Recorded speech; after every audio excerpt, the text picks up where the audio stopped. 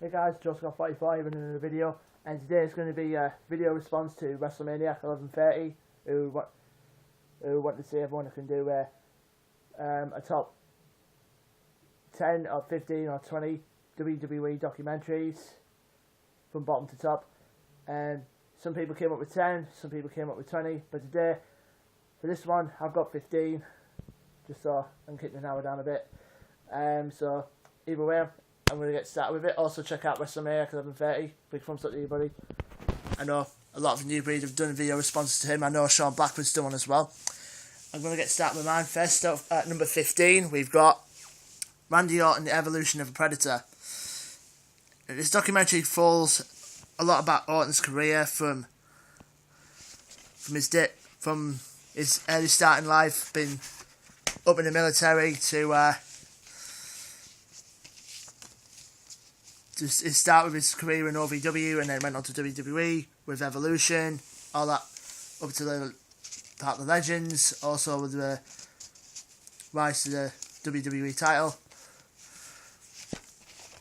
being the youngest champion in WWE history and all that. So, yep, bear with me, guys.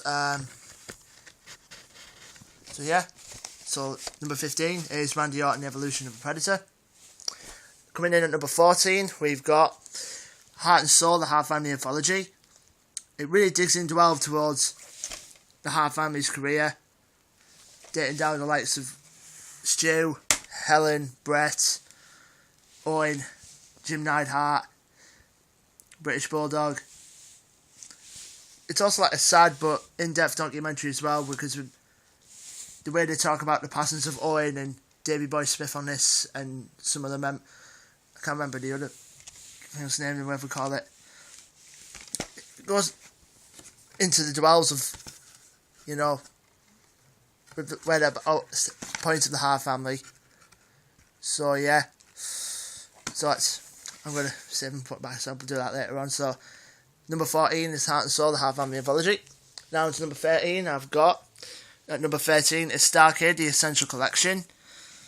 Because basically, you go from when the days of the NWA go down to WCW, and plus like Starrcade being the WrestleMania of that WCW. It goes into that period of the documentary, talking about all the stuff they lead up to it. It's pretty in-depth, it's pretty good, very, very underrated in my opinion. So, at number 13 is Starrcade, the Essential Collection.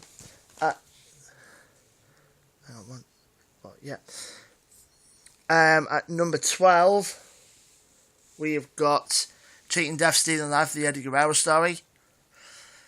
It goes really good, underrated documentary. It goes into like the deaths of Eddie and his drug and alcohol problems, and plus all this other stuff throughout his career and the starting life. So yeah, Cheating Death, Eddie Guerrero, Life, the Eddie Guerrero story, which is that.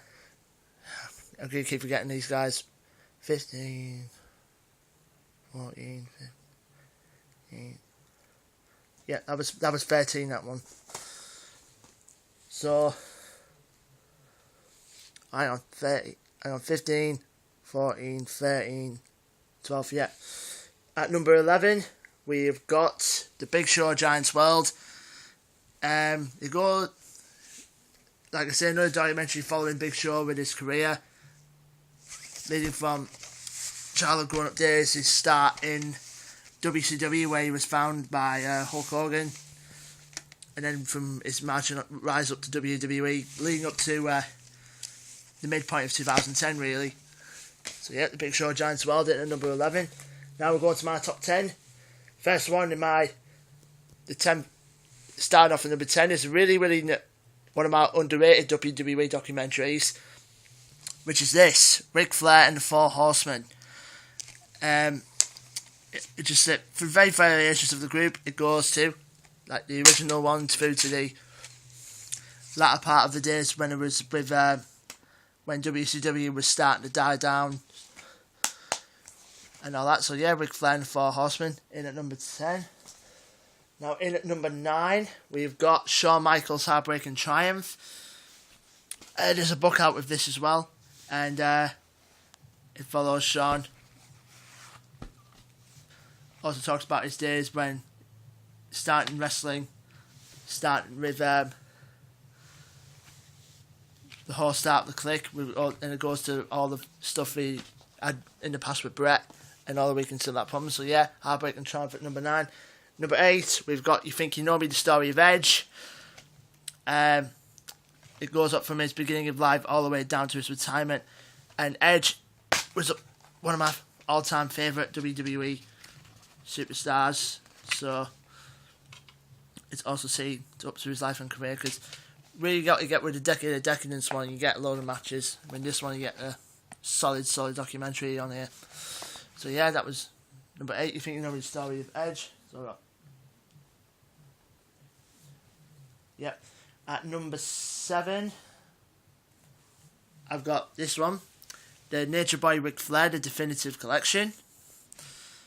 I know a good buddy of mine, so on to Attitude, he was very much high praises about this DVD, and no wonder, it is absolutely out of this world. If you're a Ric Flair fan, I would recommend you buying this, because it's absolutely out of this world documentary, and you'll very much enjoy it. So yep. And at number 6, we've got The Rise and Fall of ECW. I don't think anything else can describe this, guys. It goes from like the early days through to it's when WWE brought it out.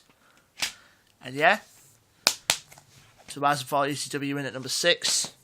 Number 5, we've got The Epic Journey of Dwayne "The Rock" Johnson. There's been a lot of Rock DVDs throughout his career, and this one, to have the documentary on this, it's like it's just the icing on the cake in terms of The Rock's career. And all that up to the point, this documentary goes up to the point where he faces John Cena at WrestleMania 28. So, yeah. That was at number 5, The Epic Journey of Dwayne "The Rock" Johnson. At number 4, we've got The Greatest Rivalries, Shawn Michaels versus Bret Hart. It's just, having them two in a room talking about it, it's just, I'm absolutely blown away by this. It goes in brief from the start of the careers leading up to the match for WrestleMania, Iron Man match at WrestleMania, to the whole controversy in Montreal and to their reconciliation. Just brilliant. So yeah, that's Greatest Rivalries, Shawn versus Bret in at number 4. And number 3, we've got Stone Cold Steve Austin, The Bottom Line, on the most popular superstar of all time. I think this was the DVD of 2011. Basically because a Stone Cold fan's dream to have this DVD, and to get it with all the documentary on it is top draw, and the matches you get on here are top draw as well. So you got The Bottom Line from Stone Cold, in at number 3. At number 2, close to the finale, guys. At number 2 is CM Punk, Best in the World. This documentary, well, what can I really say about this documentary? It's just really, really good in any way, shape or form. Because I know it's very rarely that, I don't know how they've allowed WWE to use bits of when CM Punk was in Ring of Honor onto this documentary. I mean, you never get that with nowadays.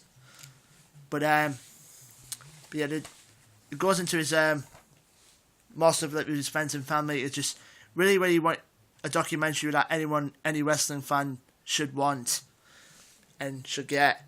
So yeah, this is CM Punk, Best in the World at number 2. Now, to the finale, people. Oh yeah. At number 1 of my top 15 WWE documentaries is... Wait for it. Yeah. Breaking the Code, Behind the Walls, Chris Jericho. It's just, everyone's been raving about it for the 2010 when this was released. It's just been I think I know some people, you people might think, how did this beat CM Punk's DVD on my countdown? It's just this documentary is brilliant, honestly, guys. Anything you want from Jericho, you get on this DVD, and all that sorted. So yeah, and number 1 is Breaking the Code Behind the Walls for Jericho, and that was it, guys. Obviously, big shout out to wrestlemanic1130, who's obviously a good friend of us in the New Breed.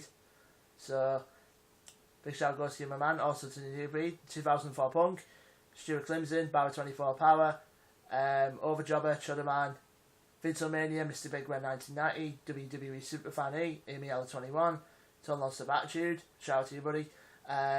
Also shout out to Gavi Knots. Also shout out to us to Tioniac 10. Video's become impressive. I've seen your video when you went down to London Comic Con. That was brilliant, mate. So yeah, also that out of the way. And until I got also just a couple of bits to get out of the way, guys. Stuart Clemson's having put some Ring of Honor DVDs up on eBay, and if you want to check out Gaz Mim, I think he's charging for a tenner for some of the DVDs on eBay and pre-processed, so feel free to check out that. And also, guys, from this month, from August the 16th to the 30th, I will be taking a little break from YouTube, just for 2 weeks. Just I've got a busy period during that period, and I won't have the time to make videos along that period, so I'm going to be missing SummerSlam. To those guys in the New Breed, just message me the result on Facebook, and I will find out the results from SummerSlam. I might do a prediction video before I go, but until then, guys, I just thought that, you know, on the script, guys. So until then, guys, I'll see you later. Peace.